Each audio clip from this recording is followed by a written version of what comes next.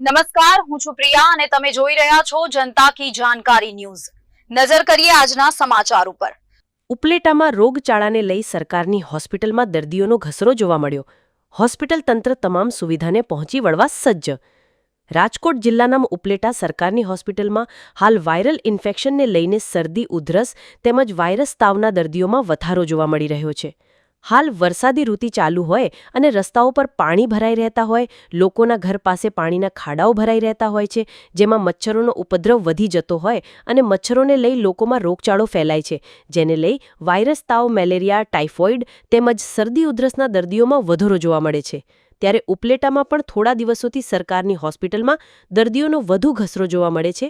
ત્યારે હાલ ફક્ત સરકારની હોસ્પિટલમાં રોજના આવા વાયરલ ઇન્ફેક્શન અને શરદી ઉધરસના 500થી વધુ ઓપીડી થતી હોવાનું સિવિલ સુપ્રિન્ટેન્ડન્ટ અને મેડિકલ ઓફિસર દ્વારા જણાવવામાં આવ્યું હતું। આવી વાયરલ ઇન્ફેક્શનની બીમારીઓમાં તેમજ અન્ય નાની મોટી બીમારીઓ કે આંખોને લગતી કોઈ પણ બીમારીઓમાં ઉપલેટા સરકારી હોસ્પિટલ ઉત્તમ સુવિધાઓ માટે પ્રખ્યાત છે, જેથી આવી તમામ બીમારીઓ માટે હોસ્પિટલ તંત્ર કાયમી માટે તૈયાર હોવાનું પણ જણાવ્યું હતું અને લોકોને વાતાવરણ અનુરૂપ ખોરાક લેવા તેમજ મચ્છરોના ઉપદ્રવથી બચવા માટે સ્વચ્છતા રાખવા સલાહ આપી હતી। અહેવાલ વિપુલ ભામેચા, ઉપલેટા।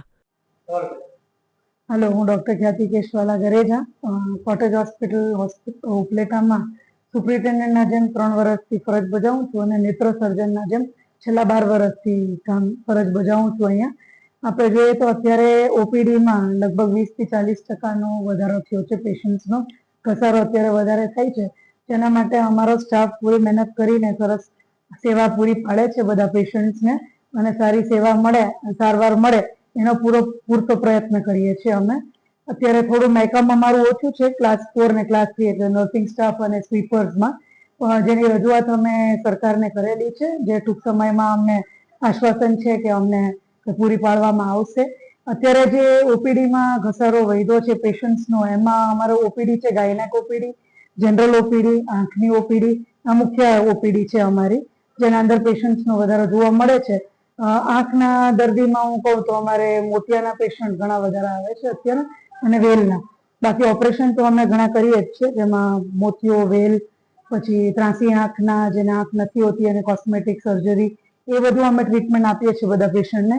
જનરલ ઓપીડીમાં જોઈએ તો અત્યારે જે ઘસારો વધ્યો છે એના અંદર આપણે જે રેસ્પિરેટરી ટ્રેક્ટ એટલે શરદી, ઉધરસ ને તાવના પેશન્ટ ઘણા આવે છે અને અમુક ઝાડા ઉલટીના કેસીસ થોડા આવે છે, એના વધારા થયા છે।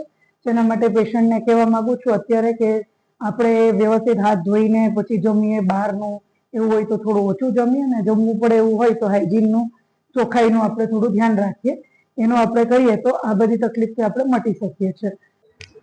Doctor NJ Patel, medical officer, cottage hospital Upleta.